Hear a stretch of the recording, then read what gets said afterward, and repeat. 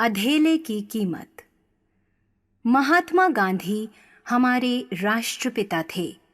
उन्हें सभी प्यार से बापू कहा करते थे। एक बार बापू अपने आश्रम और चरखा संघ के लिए रुपयों का प्रबंध करने के लिए देश के सभी छोटे बड़े शहरों एवं गांवों की यात्रा कर रहे थे।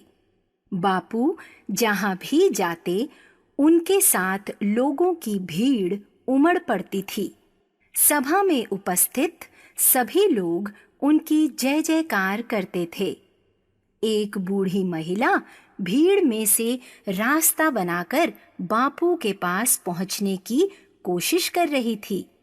उसकी कमर झुकी हुई थी और बाल रुई की तरह सफेद थे। उसने फटी मैली कुचैली साड़ी पहनी हुई थी। स्वयं सेवकों ने जब देखा कि एक भिखारिन गांधी जी के पास पहुंचने की कोशिश कर रही है, तो उन्होंने उसे वहीं रोक दिया।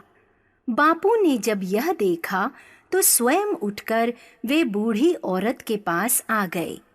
बापू को देखकर उसने उनके चरण स्पर्श किए और साड़ी के छोर से एक अधेला निकालकर उनके चरणों के पास रख दिया। गांधी जी ने बुढ़िया को धन्यवाद कहा और धीरे से अधेला उठाकर अपने पास रख लिया। बुढ़िया चुपचाप चली गई। चरखा संघ और आश्रम का सारा लेखा जोखा सेठ जमनालाल बजाज रखते थे। उन्होंने बापू से अधेला मांगा ताकि उस दिन की धन राशि में जमा कर दिया जाए, लेकिन बापू ने देने से इनकार कर दिया। जमनालाल जी ने कहा, बापू, आपने हजारों रुपए तो दे दिए, परंतु यह एक अधेला छिपाकर क्या करेंगे? बापू ने कहा, यह अधेला उन हजारों रुपयों से कहीं ज्यादा कीमती है। आदमी के पास लाखों हों और वह उनमें से 1000, 2000 दे दे तो कोई बड़ी बात नहीं है, लेकिन उस गरीब बुढ़िया की तो शायद यही सारी पूंजी थी। उसने तो अपना सर्वस्व दे दिया। कितना बड़ा दिल है उसका। उसके दान के आगे बाकी सब फीका है। इसी कारण मेरे दिल में इस अधेले की कीमत करोड़ों से अधिक है। भालू और लोमड़ी। एक बार एक भालू का पैर एक लोमड़ी के पैर पर पड़ गया। लोमड़ी बड़ी सयानी थी। वे चीख कर बोली, हाय, मैं मर गई, मेरा तो पैर ही टूट गया। भालू सीधा साधा था। लोमड़ी की चीख सुनकर वे घबरा गया।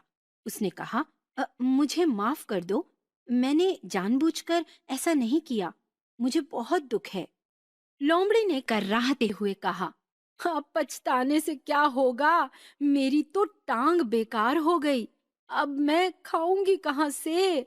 मेरे साथ चलो, जब तक तुम्हारा पैर ठीक नहीं होगा मैं तुम्हारी सेवा करूंगा। ऐसा कहकर भालू उसे अपने घर ले गया। भालू दिन रात उसकी सेवा करता, उसके पैर पर पट्टी बांधता, पहले उसे खिलाता फिर स्वयं खाता, उसे सुलाकर सोता। दिन निकलते ही उससे पूछता, अब तुम्हारी चोट कैसी है? लोमड़ी उत्तर देती, कल तो दर्द कुछ कम था, परंतु आज फिर बढ़ गया है। भालू जब जंगल में जाता तो इधर लोमड़ी खूब उछल कूद मचाती। वे प्रसन्न थी कि उसके दिन मजे से कट रहे थे। कुछ ही दिनों में वह खूब मोटी हो गई। एक दिन उसने भालू से कहा, तुम मुझे रोज अमरूद खिलाते हो, अमरूद खाते खाते मेरे दांतों में दर्द होने लगा है, तुम मुझे अंगूर लाकर क्यों नहीं देते? भालू उसी समय अंगूर लेने चला गया। रास्ते में उसे एक खरगोश मिला। खरगोश ने उससे पूछा, भालू दादा, इतने परेशान क्यों हो? भालू ने खरगोश को सारी बात बताई। खरगोश बहुत चतुर था। वह लोमड़ी की चालाकी समझ गया। उसने भालू को बताया, लोमड़ी को अंगूर की नहीं डॉक्टर की जरूरत है। डॉक्टर कहाँ मिलेगा? भालू ने पूछा। मैं एक डॉक्टर को जानता हूँ, वे लोमड़ी की चोट का सही इलाज करेगा। तुम मुझे लोमड़ी के पास ले चलो। खरगोश ने उत्तर दिया। खरगोश को भालू के साथ आता देखकर लोमड़ी चौंक गई। कहीं ये मेरी पोल ना खोल दे। यह सोचकर वे डर से कांपने लगी। खरगोश ने कहा, लगता है लोमड़ी को ठंड भी लग गई है। देखो कैसे कांप रही है। मैं अभी इसे कालू कुत्ते के पास ले जाऊंगा। वही इसका सही इलाज करेगा। कालू कुत्ते का नाम सुनते ही लोमड़ी उछली और तेजी से भाग गई। अनोखा उपहार। मीठी दूसरी कक्षा में पढ़ती थी। वह पढ़ाई में बहुत होशियार थी और हमेशा सबकी मदद भी करती थी। वह रोज सुबह उठकर नहाकर विद्यालय जाती। विद्यालय जाना उसे अच्छा लगता था। मीठी का विद्यालय घर से बहुत पास था। वह माँ का हाथ पकड़कर पैदल ही विद्यालय चली जाया करती थी। विद्यालय जाते समय वह रोज रास्ते में एक छोटी सी बच्ची को देखा करती। वह बच्ची रोज अपनी माँ के साथ सड़क पर खड़े होकर फूल बेचा करती। मीठी को बच्ची बहुत अच्छी लगती थी। मीठी उससे बात करना चाहती थी, परंतु माँ के डर से बात नहीं कर पाती थी। एक दिन मीठी की माँ को घर में काम पड़ गया और वह मीठी को विद्यालय छोड़ने नहीं गई। मीठी उस दिन अकेले ही विद्यालय गई। वह घर से थोड़ा जल्दी निकली और उस बच्ची से मिली। उस बच्ची का नाम सरोज था। उसके पिता नहीं थे। वह अपनी माँ के साथ फूल बेचकर पैसा कमाती थी। उससे उनका घर खर्च चलता था। सरोज ने मीठी को बताया कि वह उसकी तरह विद्यालय भी नहीं जा सकती। यह सब सुनकर मीठी बहुत उदास हो गई। आज मीठी का जन्मदिन है। घर में सब तरफ चहल पहल है। माँ उसके लिए पकवान बना रही है। पिताजी मीठी के जन्मदिन की पार्टी की योजना बना रहे हैं, पर मीठी उदास है। मीठी को उदास देख माँ पिताजी उसे हंसाने की कोशिश करते हैं, पर वे मीठी को हंसा नहीं पाते। माँ ने मीठी से उसकी उदासी का कारण पूछा। तब मीठी ने माँ को सरोज के विषय में बताया। माँ पिताजी ने मीठी को समझाया और शाम को कुछ रंगीन पुस्तकें, रंगों का डिब्बा, एक सुंदर सी फ्रॉक और एक चॉकलेट का डिब्बा मीठी को दिया और उसे अपने साथ सरोज के पास ले गए। मीठी यह सब देखकर बहुत खुश हो गई। सारे तोहफे सरोज को देकर मीठी को बहुत खुशी हुई।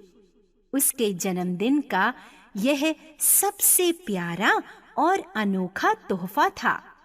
मीठी ने इसके लिए अपने माता पिता को धन्यवाद किया। आलसी कौवा। एक थी गिलहरी और एक था कौवा। दोनों अच्छे मित्र थे। उनका एक और मित्र था भालू। एक दिन गिलहरी, कौवा और भालू एक साथ बाग में बैठे थे। कौवे ने कहा, आओ हम सब मिलकर खेती करें।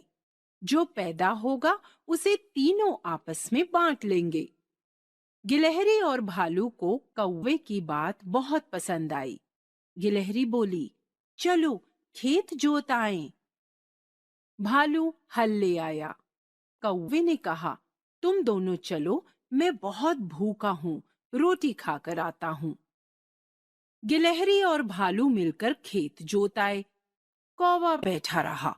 अगले दिन गिलहरी ने कहा, चलो खेत में बीज बो आएं। कौवा बोला, तुम दोनों चलो, मैं बहुत थका हुआ हूँ, थोड़ा आराम करके आता हूँ। गिलहरी और भालू मिलकर बीज बो आए। कौवा पेड़ पर बैठा सुस्ताता ही रहा। थोड़े दिन बाद गिलहरी ने बताया, पौधे बड़े हो गए हैं, चलो खेत में पानी दे आए। कौवा बोला, तुम दोनों चलो, मैं बहुत प्यासा हूँ, पानी पी कर आता हूँ। भालू और गिलहरी खेत में पानी दे आए। कौवा पेड़ पर से हिला तक नहीं। कुछ दिन के बाद फसल पककर तैयार हो गई। गिलहरी बोली, चलो मिलकर फसल काटें। कौवे ने कहा, तुम दोनों चलो, मैं पीछे पीछे आता हूँ। भालू और गिलहरी फसल काट आए। कौवा बाग में ही घूमता रहा। जब अनाज तैयार हो गया तो गिलहरी और भालू अपना अपना हिस्सा खेत से ले आए।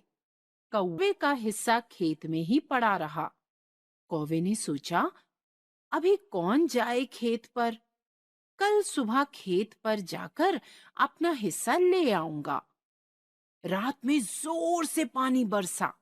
कौवे के हिस्से का सारा अनाज बहकर बर्बाद हो गया।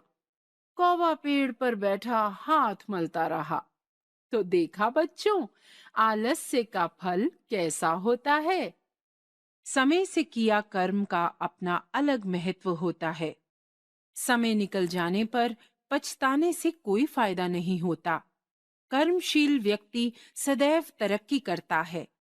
वह जीवन में उन्नति की राह पर आगे बढ़ता रहता है। जो लोग आलस्य को अपना लेते हैं, वे जीवन में कभी तरक्की नहीं कर पाते। सूरज, चांद, नदी सभी अपने कर्म में निरंतर लगे रहते हैं। यदि वे ऐसा ना करते तो संसार आगे ना चलता।